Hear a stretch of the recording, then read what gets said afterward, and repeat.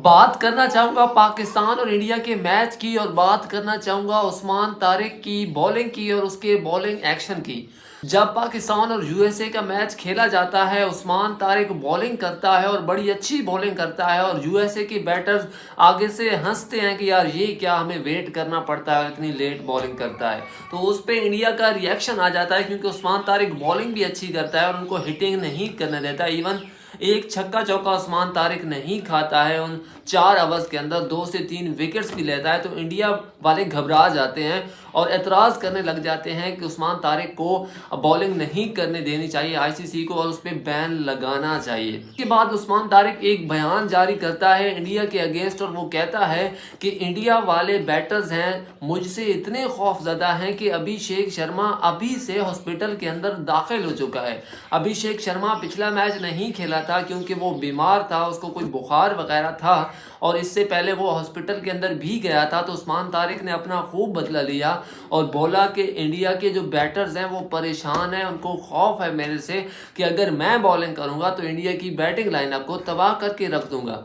लेकिन फिर मेरे ज़हनों में एक बात आ रही है कि अगर उस्मान तारिक अच्छी बॉलिंग कर जाता है इंडिया के अगेंस्ट और उनके बैटर्स को एक्शन समझ नहीं आता, तो फिर तो ठीक है, उस्मान तारिक वाकई ख़तरनाक हो सकता है इंडिया के लिए। लेकिन अगर इंडिया के बैटर्स उस्मान तारिक के बॉलिंग एक्शन को जज कर जाते हैं, समझ जाते हैं और उनको अच्छा खेलने लग जाते हैं, तो मैं आपको एक कन्फर्म बता देता हूँ, एक बात लिख लें आप, अगर इंडिया के बैटर्स उस्मान तारिक की बॉलिंग एक्शन को समझ गए तो यकीन जाने उन्होंने इतना मारना है उस्मान तारिक को, इतना मारना है कि यकीन जाने या तो उस्मान तारिक का बॉलिंग एक्शन का स्पीड बहुत तेज़ हो जाएगा या फिर वो बहुत स्लो हो जाएगा, क्योंकि इंडिया के बैटर्स स्पिन के अगेंस्ट बहुत मारते हैं। और जिस तरह की पिचेस हैं, श्रीलंका के अंदर भी जैसी पिचेस बिहेव कर रही हैं और इंडिया के अंदर भी, तो बैटर्स हमेशा से हावी रह रहे हैं बॉलर्स पर। तो आपको क्या लगता है, उस्मान तारिक क्या अच्छी बॉलिंग कर पाएगा इंडिया के अगेंस्ट, या फिर इंडिया के बैटर्स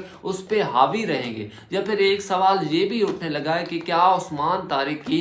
पाकिस्तान की प्लेइंग 11 के अंदर जगह भी बन सकती है, क्योंकि पाकिस्तान के पास बहुत ज़्यादा ऑलरेडी स्पिनर्स खेल रहे हैं। अबरार अहमद को अब किसी तरीके से बाहर नहीं किया जा सकता,